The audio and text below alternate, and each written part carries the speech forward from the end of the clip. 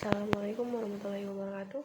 Perkenalkan, nama saya Wasila Rasati dengan NIM 2311016 semester 2 kelas A dengan mata kuliah usul fikih dan memenuhi tugas ujian akhir semester. Oke, baik. Di sini saya akan menjelaskan materi usul fikih, dan di sini saya akan menjelaskan 3 materi. Yang pertama tentang kias, yang kedua tentang maqasid syariah, yang ketiga ijtihad. Nah, untuk yang pertama ini saya akan menjelaskan tentang kias. Kias merupakan ulama usul fikih ialah menerangkan hukum sesuatu yang tidak ada nasnya dalam Al-Quran dan hadis dengan cara membandingkan dengan sesuatu yang ditetapkan hukumnya. Berdasarkan nas, mereka juga membuat definisi lain, yaitu kias ialah menyamakan sesuatu yang tidak ada nasnya hukumnya dengan sesuatu yang ada nas hukumnya karena ada persamaan. Terus dalil kias. Nah, dalil kias di sini ada 3. Yang pertama tentang Al-Quran. Ayat-ayat Al-Quran seperti surat An-Nisa dan surat Al-Hajj memerintahkan umat Islam untuk menjadikan kisah-kisah sejarah sebagai pelajaran dan contoh. Kias digunakan menangkap makna dan pelajaran dari peristiwa-peristiwa tersebut. Terus yang kedua, hadis. Hadis-hadis Nabi Muhammad SAW juga digunakan sebagai dalil kias. Nah, Nabi Muhammad SAW menggunakan metode kias dalam menjawab pertanyaan dan memberikan hukum. Contohnya, Umar bin Khattab pernah bertanya kepada Nabi tentang suatu masalah, dan Nabi menjawab dengan menggunakan kias. Terus yang ketiga adalah ijma. Ijma atau kesepakatan ulama juga digunakan sebagai dalil kias, karena kias sering digunakan dalam penetapan hukum. Maka kesepakatan ulama tentang kias dapat dianggap sebagai dalil yang kuat. Terus tentang implementasi kias. Nah, implementasi kias dalam konteks ekonomi dan hukum Islam memiliki beberapa tujuan dan aplikasi yang signifikan. Berikut adalah beberapa contoh implementasi kias dalam konteks tersebut. Yang pertama tentang ekonomi Islam untuk menggunakan kias dalam hukum Islam. Kias digunakan untuk menentukan hukum dalam situasi yang tidak terdapat dalam nas Al-Quran dan hadis, serta tidak ada ijtihad ulama. Contoh, kias digunakan untuk menentukan hukum bolehnya qashar salat untuk perempuan, yang ditetapkan dalam Al-Quran untuk laki-laki saja. Terus yang kedua, untuk mengembangkan kontrak keuangan Islam. Nah, kias digunakan untuk mengembangkan kontrak keuangan Islam yang sesuai dengan perkembangan zaman sekarang ini nih. Nah, contohnya kias digunakan untuk menentukan hukum keuangan Islam yang modern dan efektif dalam menghadapi tantangan ekonomi global sekarang ini. Nah, yang kedua ini implementasi hukum Islam tentang untuk mengembangkan metode ijtihad. Nah, kias digunakan sebagai salah satu metode ijtihad untuk menentukan hukum Islam yang sesuai dengan perkembangan zaman. Contohnya, kias digunakan untuk menentukan hukum Islam yang relevan dalam era modern sekarang ini. Nah, yang keduanya ini tentang menggunakan kias dalam penetapan hukum Islam. Nah, kias digunakan sebagai metode penemuan hukum Islam untuk menentukan hukum dalam situasi yang tidak terdapat dalam nas Al-Quran dan hadis. Contoh, kias digunakan untuk menentukan hukum pidana Islam yang sesuai dengan perkembangan zaman sekarang ini. Nah, yang ketiga ini tentang implementasi kias dalam konteks siasa. Menggunakan kias dalam konteks siasa ini sebagai metode penemuan hukum Islam untuk menentukan hukum dalam konteks siasa, seperti Haribiyah, Dusturiyah, dan Maliyah. Nah, contoh kias ini juga digunakan untuk menentukan hukum Islam yang sesuai dengan sistem keamanan nasional, sistem legislatif, dan sistem pendapatan atau pajak. Dari kesimpulan dari materi kias ini adalah kias adalah menetapkan hukum sesuatu perbuatan baru berdasarkan perbuatan lama yang memiliki kesamaan illat atau kemaslahatan yang diperhatikan syara'. Kias digunakan untuk menjelaskan status hukum syariah pada suatu masalah yang tidak disebut nasnya dengan masalah lain yang sebanding dengannya. Dalam hukum Islam, kias memerlukan 4 unsur utama, yaitu al-aslu, al-dalil, al-illat, dan al-maslahah. Kesimpulan dari kias ini membantu dalam menyelesaikan masalah hukum yang belum memiliki ketegasan dan legalitas dengan cara membandingkan dengan sesuatu yang sudah memiliki hukum yang jelas. Nah, materi 2 ini tentang maqasid syariah. Maqasid syariah terdiri dari 2 kata nih. Yang pertama maqasid dan syariah. Nah, kata maqasid ini tadi merupakan bentuk jamak dari maqsad yang berarti maksud dari tujuan. Sedangkan syariah yang tadi mempunyai pengertian hukum-hukum Allah yang ditetapkan untuk manusia agar dipedomani untuk mencapai kebahagiaan hidup di dunia maupun di akhirat. Maka dengan Maka dengan demikian, maqasid al-syariah berarti kandungan nilai yang menjadi tujuan pesyariatan hukum. Dengan demikian, maqasid al-syariah adalah tujuan-tujuan yang hendak dicapai dari suatu penetapan hukum. Nah, dalil maqasid syariah ada di surat An-Nisa ayat 12. A'udzu billahi minasyaitonir rajim. Bismillahirrahmanirrahim. Walakum nisfu ma taraka azwajukum illam yakul lahunna walad. Wa in kana lahunna waladun falakum rubu'u mimma tarakna min ba'di wasiyati yussina biha aw da'i. Walahunna rubu'u mimma taraktum illam yakul lakum walad. فإن كان لكم ولد فلهن الثمن مما تركتم من بعد وصية توصون بها أو دين وإن كان رجل يورث كلالة أو امرأة ولهم أخ أو أخت فلكل واحد منهما السدس فإن كانوا أكثر من ذلك فهم شركاء في ثلث من بعد وصية يوصى بها أو دين غير مضار وصية من الله والله عليم حليم. Yang artinya, dan bagimu suami adalah 1/2 dari harta yang ditinggalkan oleh istri-istrimu jika mereka tidak mempunyai anak, dan jika istrimu tidak mempunyai anak, maka kamu mendapatkan 1/4 dari harta yang ditinggalkan setelah wasiat yang mereka buat atau utangnya. Para istri memperoleh 1/4 harta yang kamu tinggalkan jika kamu tidak mempunyai anak. Jika kamu mempunyai anak, maka para istri memperoleh 1/8 dari harta yang kamu tinggalkan, wasiat yang kamu tinggalkan atau yang kamu buat, atau utang-utangmu.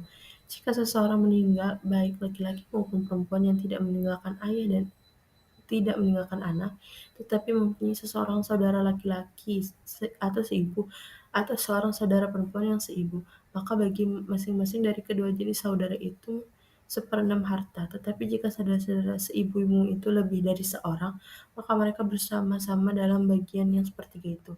Setelah dipenuhi wasiatnya yang dibuat atau yang telah dibayar utangnya dengan tidak menyusahkan kepada ahli waris, demikianlah ketentuan Allah, Maha Mengetahui, Maha Penyantun.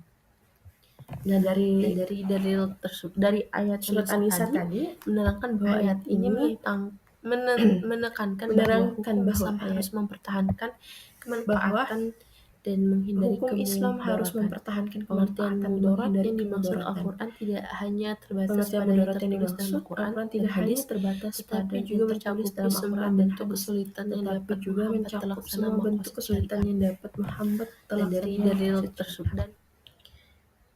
Nah, implementasi maqasid syariah. Implementasi maqasid syariah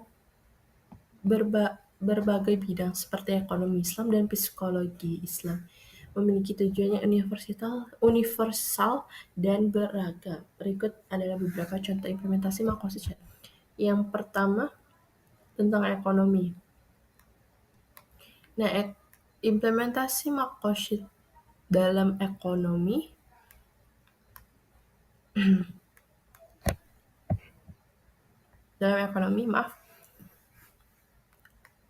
terdiri dari 5 makosid utama, yaitu keadilan lawan, seperti kejujuran dan transparansi lawan dan dari dusta dari ketertutupan. Yang kedua, adanya sirkulasi harta sebagai lawan dari penimbuhan. Terus yang ketiga, kebersamaan, persatuan dan saling tolong-menolong sebagai lawan dari perpecahan, perselisihan dan saling bermusuhan. Yang terakhir, memberi kemudahan dan menghilangkan kesulitan lawan dari kesulitan dan tindakan yang memberatkan. Terus tentang psikologi Islam nih. Nah, implementasi makosid syariah dalam psikologi Islam dapat dilihat dari tingkatannya, yaitu daruriyat, yaitu kebutuhan dasar. Yang kedua, tentang hajiyat, kebutuhan yang lebih tinggi. Yang ketiga, tahsiniyat, kebutuhan yang paling tinggi. Nah, dari ketiga tingkatan tadi, masalah ini mempunyai kesesuaian dengan teori-teori psikolog. Terus tentang fikih muamalah. Fikih muamalah makosid syariah dalam fikih muamalah kontemporer meliputi penggunaan makosid syariah dalam pemeliharaan harta melalui asuransi syariah dan reksadana syariah, serta dalam transaksi jual beli modern serta mempertahankan nilai nasional dalam masyarakat. Dan yang terakhir adalah pemberdayaan masyarakat. Tujuannya ini dan harapan makosid syariah dalam meningkatkan perekonomian masyarakat adalah untuk menghasilkan kesejahteraan bagi masyarakat. Nah, dari keempat implementasi ini, dalam makosid syariah, para ulama dan praktis ekonomi Islam dan psikologi Islam harus memahami tujuan ditetapkannya hukum Islam dan memahami teori makosid syariah sebagai dasar keadilan dan kesejahteraan. Nah, kesimpulan dari makosid syariah ini ada tujuan, pembagian, relevan, dan pendidikan. Yang pertama, tujuan syariah dirumuskan sebagai tujuan syariah yang merupakan ilmu yang terakhir dari kajian fikih untuk melakukan istinbat hukum. Konsep makosid syariah tersebut bertujuan untuk menegakkan kemaslahatan sebagai unsur utama tujuan hukum.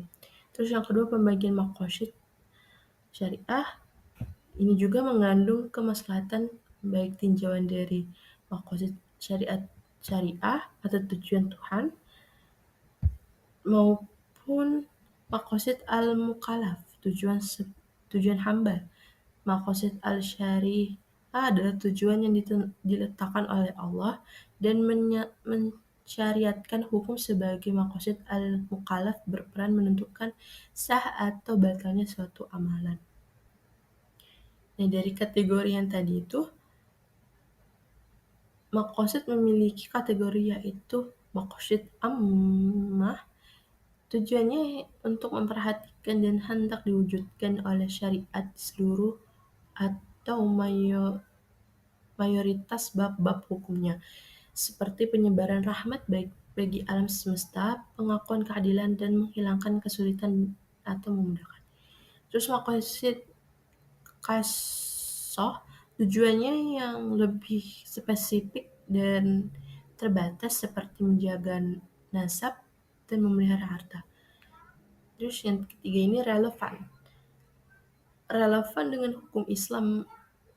Makosid ini memberikan implikasi pada hukum Islam seperti memberikan pemahaman yang jelas kepada masyarakat bahwa jamaah tabligh tidak bertentangan dengan hukum Islam yang ideologi bangsa. Terus yang terakhir, pendidikan karakter. Memiliki keterkaitan dengan pendidikan karakter di Indonesia dengan tujuan untuk mewujudkan kebaikan sekaligus menghindarkan kemudorotan. Nah, untuk materi terakhir ini adalah ijtihad nih. Ijtihad sendiri adalah kata yang berasal dari bahasa Arab, yaitu yang artinya mengerahkan segala kesanggupan kemampuan untuk mengerjakan sesuatu yang sulit. Berdasarkan pengertian bahasa ini, maka tidak tepat jika kata ijtihad digunakan untuk ungkapan orang itu seperti orang itu nih. Orang itu berijtihad dalam mengangkat tongkat. Sebab mengangkat tongkat itu adalah perbuatan mudah dan ringan yang bisa dilakukan oleh siapa saja. Menurut definisi sebagian ulama usul fikih, sebagaimana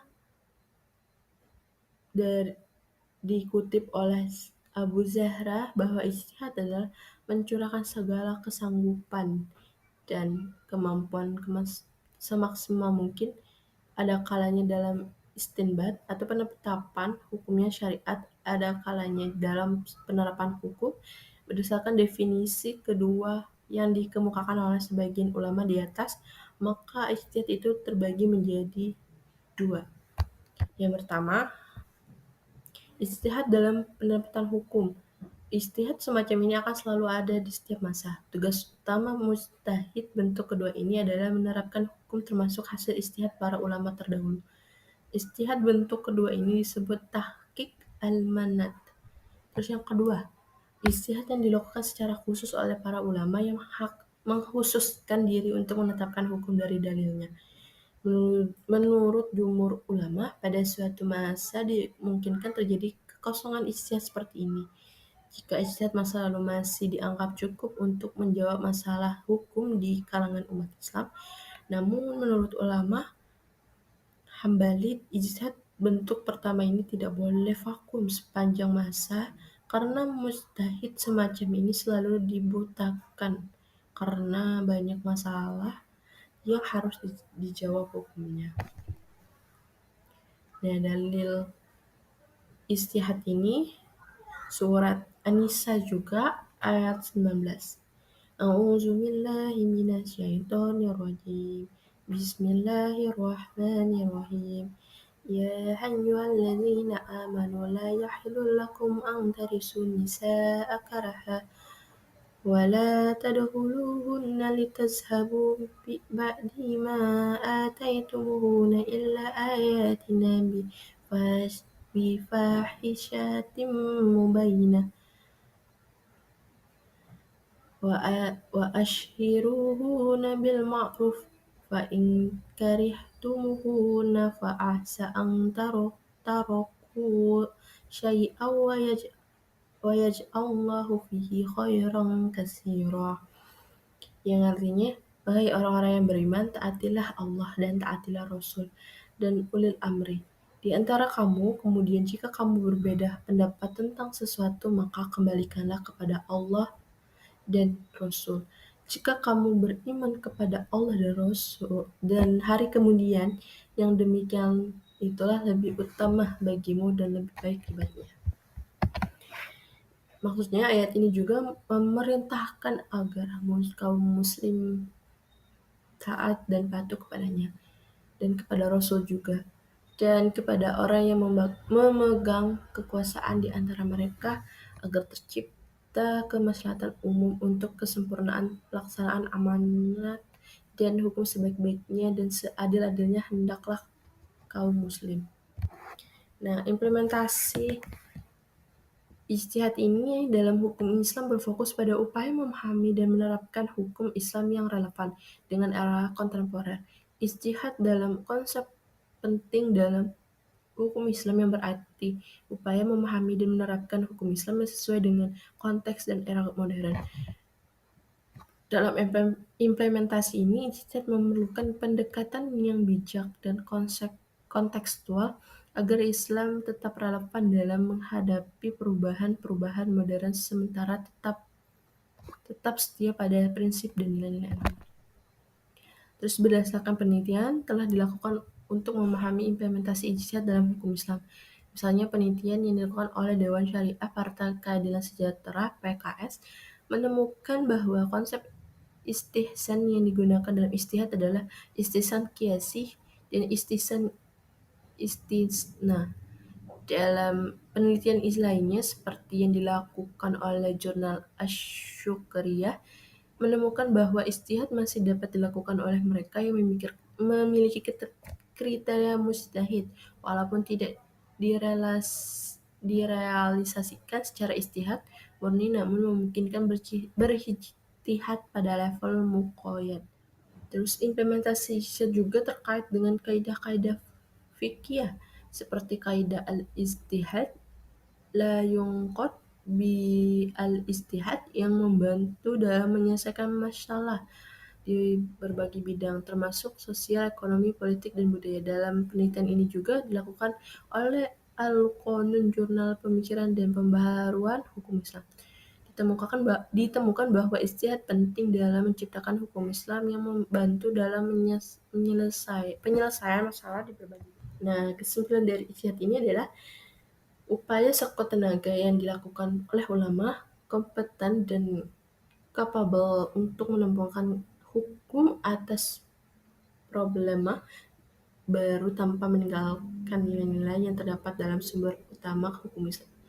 Ijtihad juga dengan berbagai metode seperti istihad, maslahah, mursalah, sadzariyah, istihsan, dan lain-lainnya membuktikan kemampuan dan elastika hukum Islam dalam mengantisipasi perubahan dan kemajuan sosial. Seterusnya sudah selesai. Terima kasih semuanya. Mungkin hanya itu yang bisa saya sampaikan. Bila ada kesalahan atau salah ucapan dari saya, kepada Allah saya mohon ampun. Saya akhiri. Wassalamualaikum warahmatullahi wabarakatuh.